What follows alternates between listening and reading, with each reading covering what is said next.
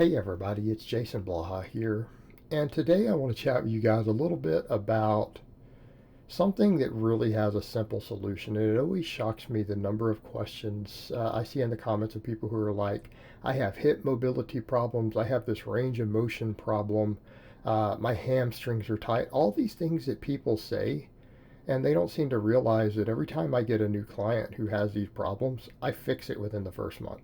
Right? We completely fix it for the rest of their life. It goes away unless they decide to not do the things that I tell them to do. And this includes sometimes even knee problems. Let's throw that into the list for many people, but it's not a cure-all, obviously. But for a lot of people who have a history of knee pain, it does prevent it from coming back. Okay? And that's just learning to do box squats, and good mornings. If most people simply did box squats and good mornings and train them regularly, that's it. Just those two things. The majority of the mobility problems that they complain about, everything but shoulder mobility. Okay, shoulder mobility is the only thing that's not going to be fixed here.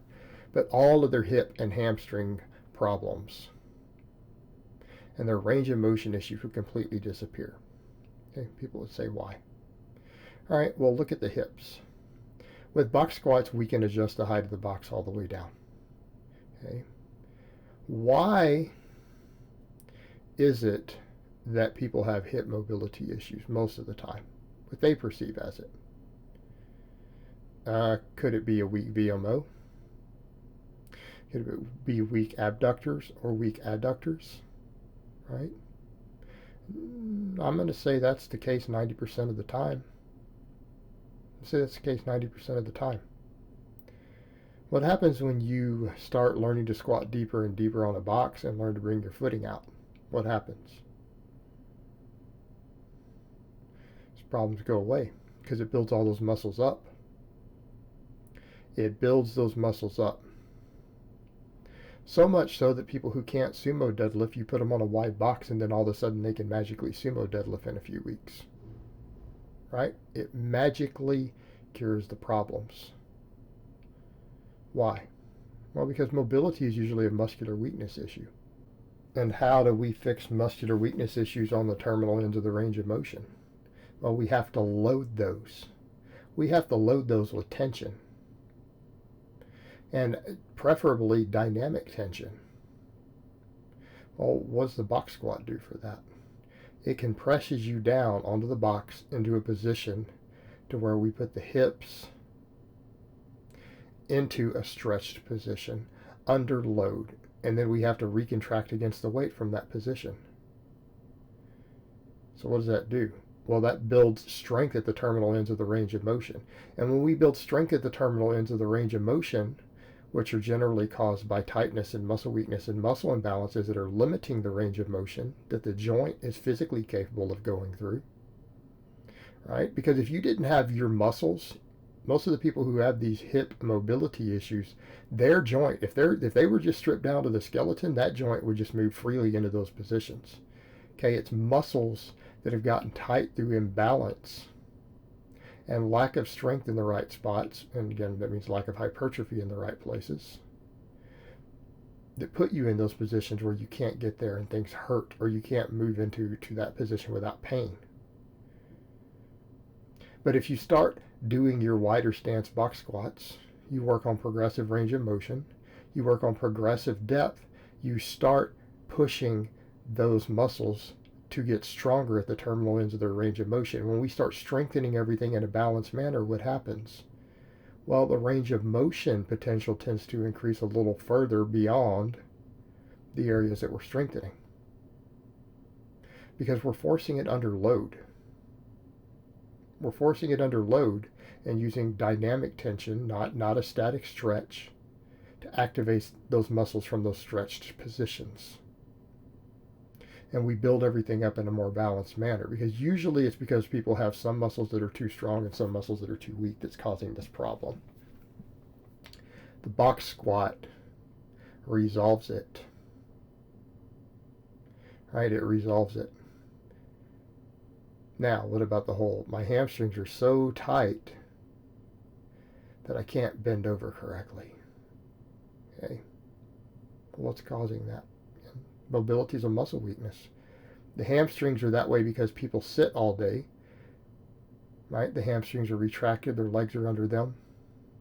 The hamstrings have gotten tight. Now, these people don't have any quad mobility issues because they sit there in a chair all day. Their quads are always in a stretched position with their knees bent.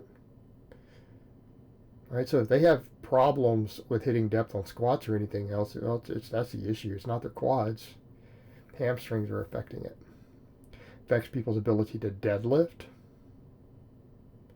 Affects their ability to hinge correctly. Well, what does the good morning do? Good morning allows us to load the hamstrings into a stretched position. It allows us to load the hamstrings into a stretched position. Well, what does that do? Well, that strengthens the hamstring. It hypertrophies the hamstring. And it hypertrophies the hamstring pretty quickly. It's a very effective way to build your hamstrings up.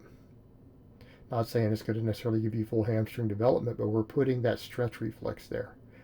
That stretch reflex builds range of motion very, very quickly because we're now putting a loaded stretch up against as far as you can take the range of motion safely and then using it to snap back up. When I have people who can't go even below a 45-degree bend over, right? They can't get past 45 degrees, if that, on a good morning with an empty bar. And these are sometimes people who've been lifting a year or two. Every single workout, they're able to get 3 or 4 inches deeper. Every single training session, if they just stretch it and do all their sets. You know, their 3 sets of 10 or their 5 sets of 10. And all of a sudden, within a few weeks, they have a normal full range of motion and they can bend all the way over. They can bend over to 90 degrees with a good morning with a barbell on their back if they have to. You combine that with box squats.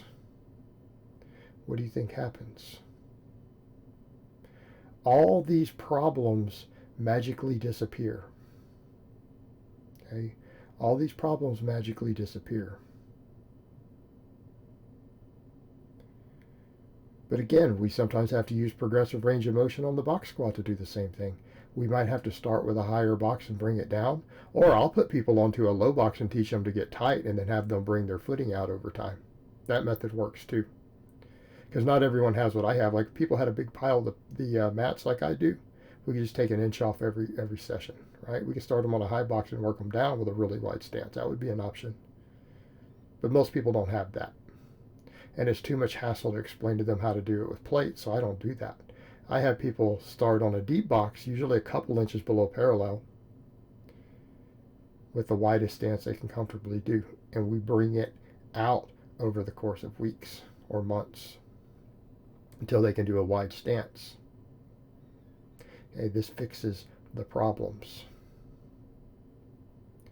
Now these people can squat, they can deadlift, they can sumo deadlift, they can hinge, they can do all these things that we can then use to build musculature up. Because for most of our hypertrophy purposes, we want to be doing most of our stuff with a wider stance, right? Don't we? Builds more muscle mass.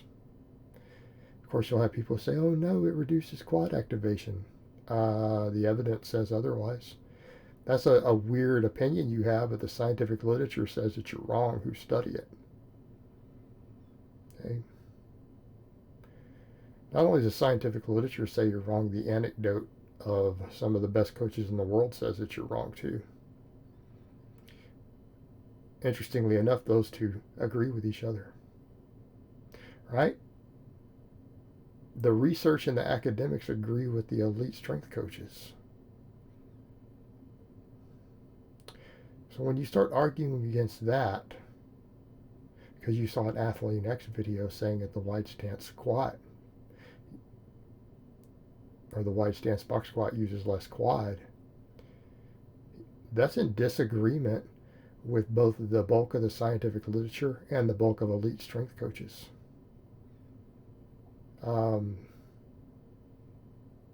Maybe you need to be a little more careful where you get your information. Having deep abs and being a physical therapist doesn't make one a good strength coach. Just throwing that out there. We need to do a lot of stuff wide with our low body. All right, guys, but that's really all I have to say on that today. I hope it's been informative, and I will talk to you guys next time.